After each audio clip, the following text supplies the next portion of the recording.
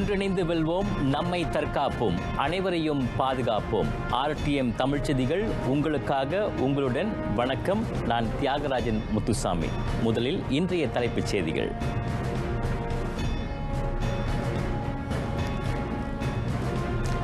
இன்னும் சில நாட்களில் மாநிலம் கடந்து பயணிக்க அனுமதி, கோடி காட்டியது சுகாதார அமைச்சு.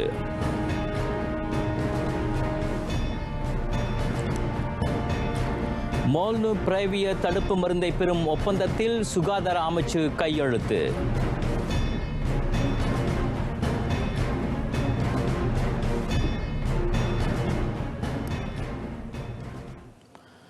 மாநிலம் கடப்பதற்கான அனுமதி இன்னும் சில நாட்களில் அரசாங்கம் அறிவிக்கவிருக்கிறது.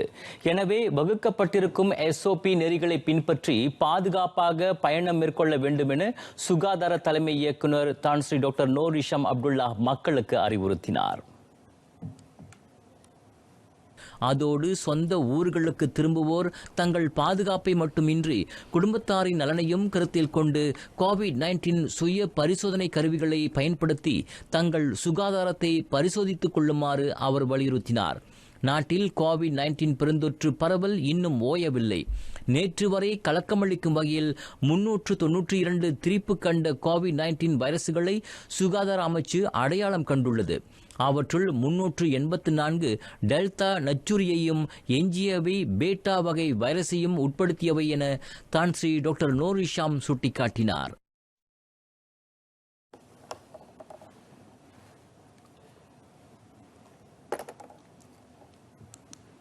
இதனிடையே மாநிலம் கடந்து பயணிப்பதற்கு புதிய SOP விதிகள் பயன்படுத்தப்படாது, நடப்பிலுள்ள தொற்று தடுப்பு நெறிகளே கடைபிடிக்கப்படும் என சுகாதார அமைச்சர் கைரி ஜமாலுடன் கோடி காட்டினார். குறிப்பாக COVID-19 தடுப்பூசி செலுத்திக் கொள்ளாதோர் சுய பரிசோதனை செய்து கொள்வது கட்டாயமாக்கப்படாது. ஆயினும் உணவகங்களில் அமர்ந்து உண்பது உள்ளிட்ட தளர்வுகளை அவர்கள் அனுபவிக்க இயலாது என்பதை அவர் சுட்டிக்காட்டினார். மாநிலம் கடந்து பயணிக்க அனுமதி வழங்கப்பட்ட பின் அனைவரும் தொற்று தடுப்பு நெறிகளை முறையாக பின்பற்ற வேண்டும் என்றும் கைரி அறிவுறுத்தினார். மோல்னுபிரேவிய தடுப்பு மருந்தை கொள்முதல் செய்ய மேக்ஷாப் அண்ட் டோம் நிறுவனத்துடனான ஒப்பந்த கடிதத்தில் சுகாதார அமைச்சு இன்று கையெழுத்திட்டது. நாட்டில் COVID-19 நோயாளிகளுக்காக 1,50,000 முழு சிகிச்சை தொகுப்புகளை கொள்முதல் செய்ய அந்த ஒப்பந்தம் வழிவகுப்பதாக அமைச்சர் கைரி ஜமாலுடன் தெரிவித்தார். COVID-19 வைரசுடன் வாழும் சூழலுக்குள் நாடு நுழைவதற்கான ஆயத்த நடவடிக்கையாக மோல்னுபிரேவிய மாத்திரைகள் கொள்முதல் செய்யப்படுகின்றன. COVID-19 நச்சுயிரி பீடிக்கப்பட்டவர் மருத்துவமனையில் அனுமதிக்கப்படும் விகிதத்தை 50 விழுக்காடு குறைப்பதுடன் காமா, டெல்டா, மூ போன்ற வீரியம் கொண்ட வைரஸ் தாக்கத்தில் இருந்தும் அந்த மாத்திரை தற்காப்பதாக அமைச்சர் கூறினார். இந்த மாத்திரையை எடுத்துக்கொண்டால் தடுப்பூசியை தவிர்க்கலாம் என்றில்லை. தடுப்பூசி செலுத்திக் கொண்ட பின் கூடுதல் நோய் எதிர்ப்பு சக்தி பெற மோல்னுபிரேவிய மாத்திரையை உட்கொள்ளலாம் என அவர் விளக்கினார். COVID-19 தொற்று பரவலையும் அதன் தாக்கத்தையும் குறைக்க தடுப்பூசி, தடுப்பு மருந்து என இருவகை சிகிச்சை முறைகளை அரசாங்கம் கையாள்வதாக கைரி குறிப்பிட்டார். நாட்டில் இன்று 9,890 பேருக்கு COVID-19 தொற்று உறுதிப்படுத்தப்பட்டது.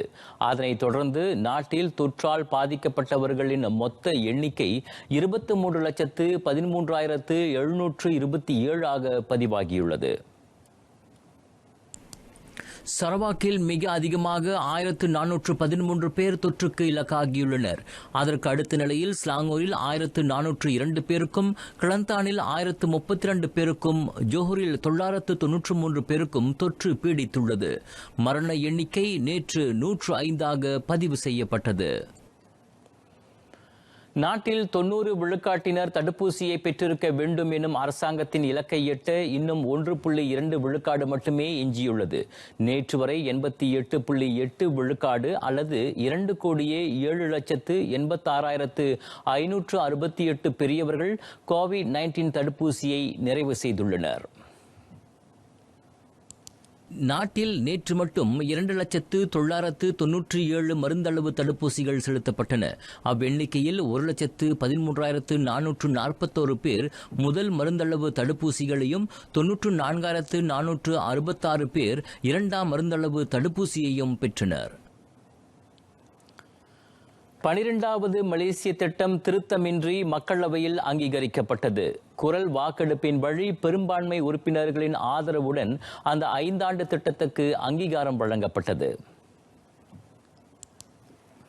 செப்டம்பர் 27ஆம் தேதி பிரதமர் டத்துஸ்ரீ இஸ்மாயில் சப்ரி யாக்கூப் அதனை தாக்கல் செய்த பின் 28ஆம் தேதி தொடங்கி கடந்த திங்கட்கிழமை வரை அது மீதான விவாதம் தொடர்ந்தது. அரசாங்க மற்றும் எதிர்க்கட்சி உறுப்பினர்கள் மொத்தம் 106 பேர் அந்த விவாதத்தில் பங்கெடுத்தனர். 30 அமைச்சர், துணை அமைச்சர்கள் விவாதத்தை நிறைவு செய்து பேசினர். சுகாதார பொருளாதார சவால்களை நாடு எதிர்கொண்டிருக்கும் நிலையில் அரசியல் உருமாற்ற நிலைத்தன்மை கருத்திணக்க ஒப்பந்தம் மீது அரசாங்கமும் எதிர்க்கட்சிகளும் கொண்டிருக்கும் கடப்பாட்டை 12வது மலேசிய திட்டத்துக்கான அங்கீகாரம் எடுத்துரைக்கிறது. நாட்டில் கோவிட்-19 தொற்று ஆபத்தின் நடப்பு சூழலை மதிப்பிட்ட பின்னரே எல்லைகளை திறப்பது குறித்து முடிவெடுக்கப்படும். அந்நிய சுற்றுப்பயணிகளை நாட்டிற்குள் அனுமதிக்கும் முன் அவர்கள் தாயகத்தின் கோவிட்-19 நிலைமையை சுகாதார அமைச்சு கருத்தில் கொள்ளும் என பிரதமர் டத்துஸ்ரீ டாக்டர் இஸ்மாயில் சப்ரி யாக்கூப் தெரிவித்தார். கடந்த ஆண்டு ஜூன் மாதத்திலிருந்து உள்நாட்டு மற்றும் வெளிநாட்டு மாணவர்கள், தூதர்கள், நிபுணர்கள், அந்நிய முதலீட்டாளர்கள் ஆகியோர் வகுக்கப்பட்ட SOP விதிகளுக்கு ஏற்ப நாட்டிற்குள் அனுமதிக்கப்படுகின்றனர். Secara keseluruhannya pihak kerajaan telah melakukan pelbagai persediaan serta kelonggaran yang diberikan dibuat secara berhati-hati dengan mengambil kira perkembangan di seluruh dunia dan juga keutamaan untuk pemulihan ekonomi. தேசிய மீட்சி திட்டத்தின் கீழ் தொற்று தடுப்பு நெறிகள் தொடர்ந்து மேம்படுத்தப்படும். கடந்த ஆகஸ்ட் 12ஆம் தேதி தொடங்கி அனைத்து சுற்றுப்பயணிகளும் உள்நாட்டினரும் கோவிட்-19 தடுப்பூசியை கட்டாயம் நிறைவு செய்திருக்க வேண்டும். அதோடு நாட்டிற்கு வருவதற்கு முன்பும் வந்தடைந்த பின்னும் கோவிட்-19 பரிசோதனையை மேற்கொள்வது, சுய தனிமைப்படுத்துதல் ஆகியவை கட்டாயமாக்கப்பட்டுள்ளன. மேலவையில் செனட்டர் டத்து ரசாலி இட்ரிஸ் எழுப்பிய கேள்விக்கு பிரதமர் பதிலளித்தார். இவ்வேளையில் 6 முதன்மை கோவிட்-19 தொற்று ஆபத்து மதிப்பீட்டு கூறுகளை அடிப்படையாக கொண்டு வெளிநாட்டு சுற்றுப்பயணிகளுக்கு எல்லைகள் திறக்கப்படும். சம்பந்தப்பட்ட சுற்றுப்பயணிகளின் நாடுகளில் கடந்த 14 நாட்களில் தொற்றுக்கு இலக்கானோரின் எண்ணிக்கை, அதே காலகட்டத்தில் ஒவ்வொரு 10 லட்சம் குடிமக்களுக்கு தொற்று பிடிக்கப்பட்டவர்கள் மற்றும் உயிரிழந்தவர்களின் விகிதம், மொத்த மரண எண்ணிக்கை, தொற்றிலிருந்து மீண்டவர்களின் எண்ணிக்கை, தொடர்புடைய நாட்டில் தொற்று கண்டவர்களின் மொத்த எண்ணிக்கை 1,50,000க்கு கூடுதலாக இருப்பது ஆகியவை அந்த 6 கூறுகள் ஆகும். அந்த 6 கூறுகளையும் மதிப்பிட்ட பின்னரே வெளிநாட்டு சுற்றுப்பயணிகள் நாட்டிற்குள் அனுமதிக்கப்படுவர் என பிரதமர் விளக்கினார். தாயகம் திரும்பும் மலேசியர்கள் தங்களை தனிமைப்படுத்திக் கொள்வதற்கான கால வரையறை குறைக்கப்படக்கூடும். நாட்டில் தடுப்பூசி பெற்றவர்கள் விகிதம் 90 விழுக்காட்டை எட்டியவுடன் வழங்கப்படும் தளர்வுகளில் அதுவும் அடங்கும் என்பதை டத்துஸ்ரீ இஸ்மாயில் சப்ரி யாக்கூப் கோடிக்காட்டினார். தடுப்பூசி இலக்கு எட்டப்பட்ட பின் சுற்றுலாத்துறை மீண்டும் இயங்கவும் மாநிலம் கடக்கவும் அனுமதிக்கப்படும். அது குறித்த அறிவிப்பு அடுத்த வாரம் வெளியிடப்படும் என பிரதமர் குறிப்பிட்டார்.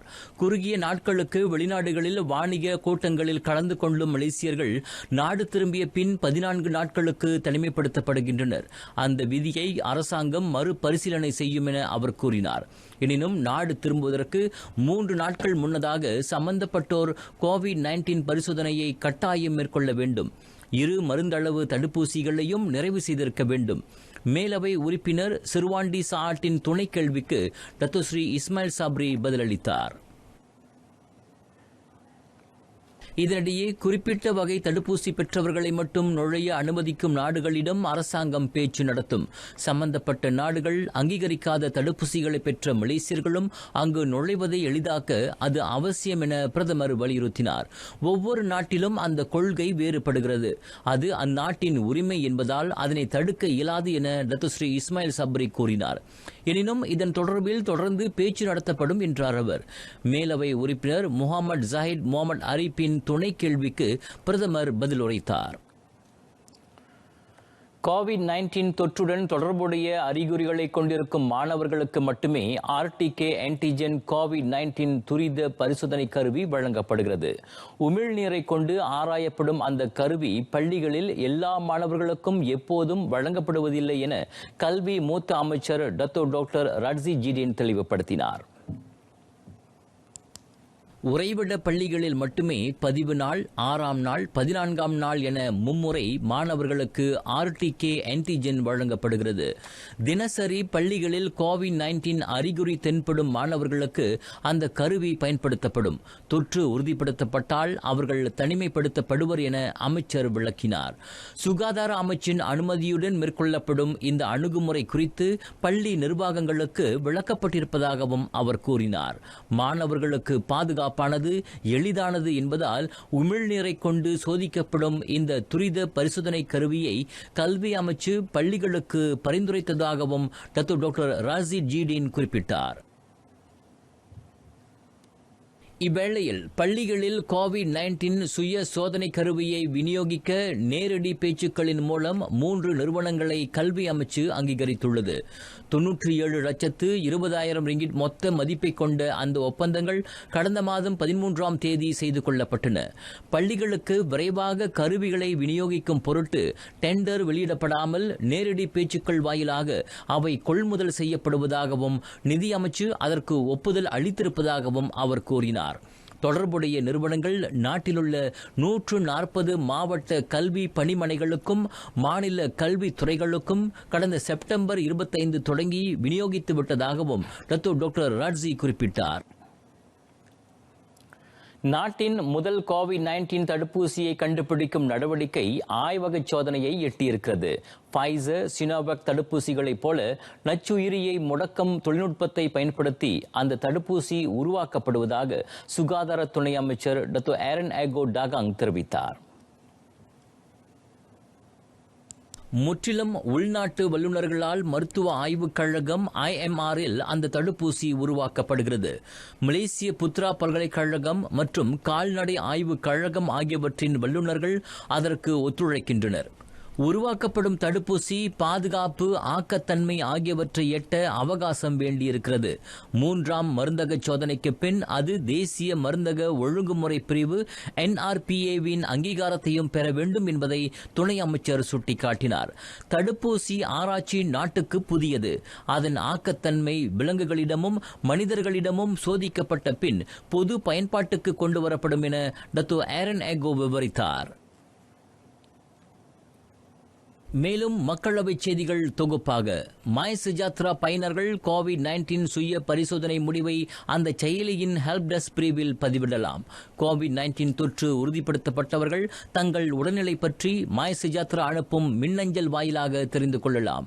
கோலஸ்லாங்கூர் உறுப்பினர் டாக்டர் ஜுல்கிஃப்லி அமாட்டின் கேள்விக்கு டாக்டர் ஆரன் ஆகோ இவ்வாறு பதிலுரைத்தார். தொடர்ந்து பேசிய சுகாதார துணை அமைச்சர், தற்கொலையை குற்றச் செயலாக வகைப்படுத்தும் குற்றச்செயல் சட்டப்பிரிவின் 309 அகற்ற உள்துறை அமைச்சும் சட்டத்துறை தலைவர் அலுவலகமும் இணக்கம் தெரிவித்திருப்பதாக கூறினார். விரைவில் அந்த பரிந்துரை அமைச்சரவைக்கு கொண்டு செல்லப்படும். தற்கொலை செய்து கொண்டோர், அதற்கு முயன்றோர் மீது குற்றம் சுமத்தப்படாதிருக்கும் வகையில் சட்ட திருத்தம் செய்யப்படும் என்றும் டாக்டர் ஆரன் ஆகோ விவரித்தார். போலி அடையாள அட்டையை பயன்படுத்தியது மற்றும் வேறொருவரின் அடையாள அட்டையை பயன்படுத்தியதற்காக கடந்த மாதம் 30ஆம் தேதி வரையில் 77 பேர் மீது குற்றம் சாட்டப்பட்டதாக உள்துறை துணை அமைச்சர் டாக்டர் இஸ்மாயில் முகமது சாயிட் தெரிவித்தார். அதனை கண்டறிய தேசிய பதிவுத்துறை நேரடியாகவும் ஏனைய செயலாக்க நிறுவனங்களுடனும் மொத்தம் 176 பரிசோதனைகளை மேற்கொண்டதாக அவர் கூறினார். 2009 முதல் கடந்த மாதம் வரை 215 கைவிடப்பட்ட வீடமைப்பு திட்டங்களுக்கு வீடமைப்பு ஊராட்சி அமைச்சு தீர்வு கண்டிருப்பதாக இன்றைய அவையில் தெரிவிக்கப்பட்டது. 59,090 வீடுகளையும் அவற்றை வாங்கிய 39,247 பேரையும் அது உட்படுத்தியிருப்பதாக அமைச்சர் டாக்டர் ரீசால் மெரிக்கான் நைனா மெரிக்கான் கூறினார். வீடமைப்பு நிறுவனத்துக்கும் வாங்கியவருக்கும் இடையே சமரசம் செய்து வைத்தல், மூடப்பட்ட வீடமைப்பு நிறுவனத்தின் மனைகளை வேறு நிறுவனத்துக்கு விற்றல் போன்ற அணுகுமுறைகள் வாயிலாக தீர்வு எட்டப்பட்டது. கோலாலம்பூரில் மளிகை கடைகள், பல்பொருள் கடைகள், சீன மருந்து கடைகள் ஆகியவற்றில் மது விற்பதை தடுப்பது மீதான கலந்தாலோசனை தொடர்கிறது. மது விற்பனை அனுமதிக்கான வழிகாட்டியை வரைவதற்கான கருத்து திரட்டலாக அது அமையும் என கூட்டரசு பிரதேச அமைச்சர் டத்தோஸ்ரீ டாக்டர் ஷாயிடான் காசிம் தெரிவித்தார். மதுவால் சமூகத்தில் அதிகரித்திருக்கும் சிக்கல் பற்றிய கலக்கத்தையும் அமைச்சர் அவையில் எடுத்துரைத்தார். நாட்டிலுள்ள அனைத்து புறநகர் இணைய மையங்களும் சமூக இணைய மையங்களும் மலேசிய குடும்ப பொருளாதார இலக்கவியல் மையங்களாக உருமாற்றப்படும். எம்டெக் மலேசிய இலக்கவியல் பொருளாதார அமைப்பு அத்திட்டத்தை வழிநடத்தும் என தொடர்பு பல்லூடக அமைச்சர் தான் ஸ்ரீ அன்வார் மூசா தெரிவித்தார். நிதிசார் தொழில்நுட்ப ஆற்றலையும் மின்னியல் வர்த்தகம் சார்ந்த செயலிகளை வலுப்படுத்தும் நோக்கில் எம்டெக்கிடம் அந்த பொறுப்பு வழங்கப்பட்டுள்ளது. தொடர் திட்டங்கள் வாயிலாக நாடு முழுவதும் உள்ள பொருளாதார இலக்கவியல் மையங்களின் எண்ணிக்கையை அதிகரிக்கவும் இலக்கிடப்பட்டுள்ளதாக அமைச்சர் கூறினார்.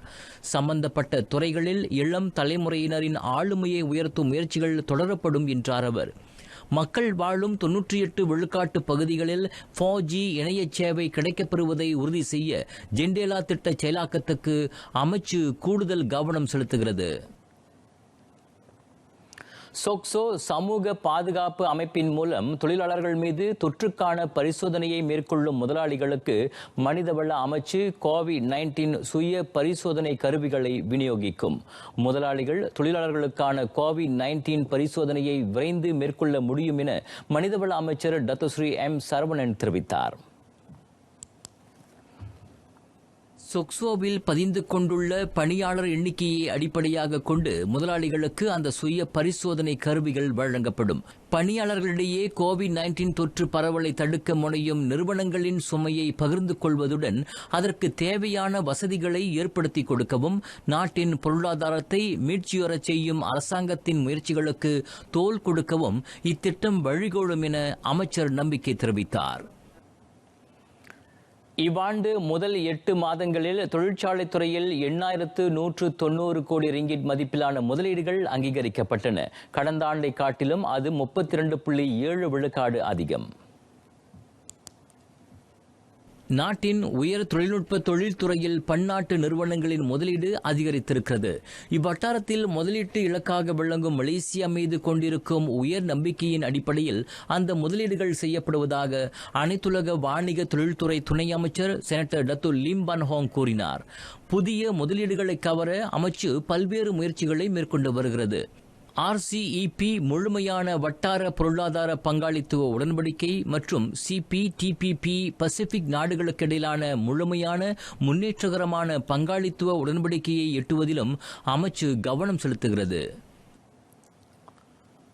மலேசியாவுக்கு அதிகமான தொழில்நுட்ப நிறுவனங்கள் தேவைப்படுவதாக அறிவியல் தொழில்நுட்ப புத்தாக்க அமைச்சர் டத்தோஸ்ரீ டாக்டர் ஆடம் பாபா தெரிவித்தார்.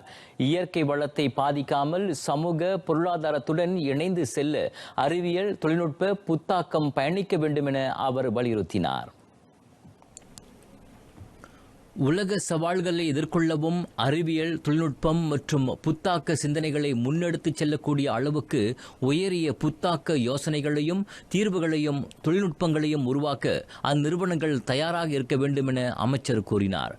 பொது தனியார் துறைகளின் கூட்டு முயற்சியிலான மாதிரியை கொண்டு அறிவியல் தொழில்நுட்ப புத்தாக்க அமைச்சு தொடர்புடைய அமைச்சுக்களுடனும் அரசு நிறுவனங்களுடனும் உள்ளூர் பெரு நிறுவனங்களுடனும் ஒத்துழைக்க எண்ணம் கொண்டுள்ளது. மலேசிய பொருளாதாரத்தை மேம்படுத்துவதன் மூலம் அடுத்த 5 ஆண்டுகளில் மலேசியாவில் மிகப்பெரிய முதலீட்டு நிறுவனங்களை உருவாக்க முடியும் என அமைச்சர் நம்பிக்கை தெரிவித்தார். நாட்டின் சுற்றுலாத்துறை வாயிலாக கிட்டும் வருமானத்தின் இழப்பு இவ்வாண்டு 16,500 கோடி ரிங்கிட்டாக அதிகரிக்கும் என கணிக்கப்பட்டுள்ளது. கடந்த ஆண்டு பதிவு செய்யப்பட்ட 13,500 கோடி ரிங்கிட் இழப்பை காட்டிலும் இவ்வாண்டுக்கான இழப்பு அதிகம். சுற்றுலா கலை பண்பாட்டு அமைச்சர் டத்தோஸ்ரீ நான்சி ஷுக்ரி அதனை தெரிவித்தார். கடந்த ஆண்டு 13,500 கோடி ரிங்கிட் இழப்பீடு ஏற்பட்டதை அமைச்சர் சுட்டிக்காட்டினார். COVID-19 பெருந்தொற்று காரணமாக கடந்த 12 மாதங்களாக சுற்றுலாத்துறை பெரும் சவாலை எதிர்நோக்கியது. துறை சார்ந்தோர் வேலையை இழக்கும் நிலையும் ஏற்பட்டது. தற்போது சில இடங்களில் சுற்றுலா நடவடிக்கைகள் மீண்டும் இயங்க தொடங்கினாலும் சுற்றுலாத்துறை இன்னமும் சுணக்கம் கொண்டிருப்பதாக டத்தோஸ்ரீ நான்சி ஷுக்ரி குறிப்பிட்டார். மலாக்கா முதலமைச்சர் டத்தோஸ்ரீ சுலைமான் முகமது அலிக்கு வழங்கிய ஆதரவை மீட்டுக் கொண்ட 2 சட்டமன்ற உறுப்பினர்களும் அம்னோவிலிருந்து நீக்கப்பட்டனர். சுங்கை ஊடாங் சட்டமன்ற உறுப்பினர் டத்தோஸ்ரீ இட்ரிஸ் அருணுக்கும் பந்தாய் குண்டூர் சட்டமன்ற உறுப்பினர் டத்தோ நூர் அஸ்மான் ஹசானுக்கும் உறுப்பிய நீக்க கடிதம் வழங்கப்பட்டது. தங்காபத்து தொகுதி அம்னோ தலைவர் டத்தோஸ்ரீ முகமது அலி முகமட்டிடம் நேற்று முன்தினம் அந்த கடிதங்கள் ஒப்படைக்கப்பட்டதாக அம்னோ பொதுச் செயலாளர் டத்தோஸ்ரீ அஹமட் மஸ்லான் தெரிவித்தார். அம்னோ அமைப்பு விதிகளின்படி கட்சியின் அடிப்படை உறுப்பினர் தகுதியிலிருந்து அவர்கள் இருவரும் நீக்கப்பட்டதாகவும் அது அவர்களுக்கு தெரிவிக்கப்பட்டிருப்பதாகவும் டத்தோஸ்ரீ அஹமட் விவரித்தார். மக்களவைக்கு மேலும் ஒரு துணைத் தலைவர் பதவி அவசியமில்லை என பிரிகாத்தா நேஷனல் உச்சமன்றம் முடிவு செய்துள்ளது.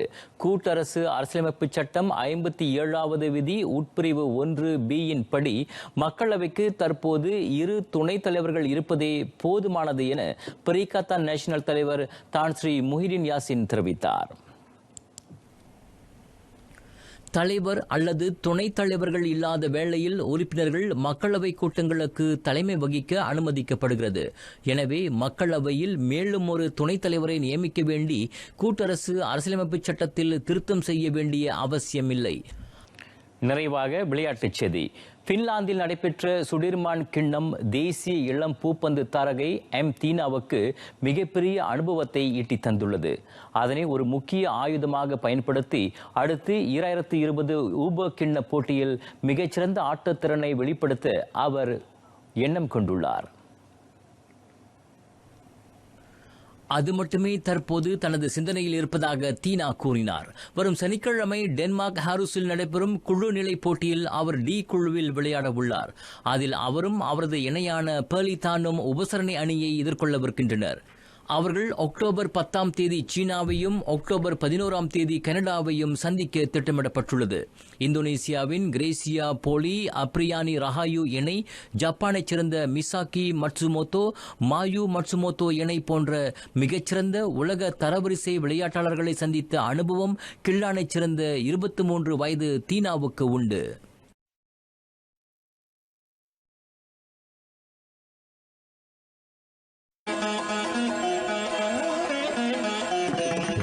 குரலும் விளக்கமும் குரல் 735. பல் குழுவும் பாழ் செய்யும் உட்பகையும் வேந்தலைக்கும் குறும்பும் இல்லது நாடு. பல தரப்பட்ட கூட்டங்களாகவும் வீழ்ச்சிக்கு வழிவகுக்கும் உட்பகையும் அரசுக்கு எதிரான கொலைக்கு அஞ்சாத தீவிரவாதிகளும் இல்லாமல் இருப்பதே நாடு. நிறைவடைகின்றன RTM தமிழ் செய்திகள். எங்களோடு இணைந்ததற்கு நன்றி. COVID-19 கொள்ளை நோயை ஒன்றிணைந்து வெல்வோம், நம்மை தற்காப்போம், அனைவரையும் பாதுகாப்போம்.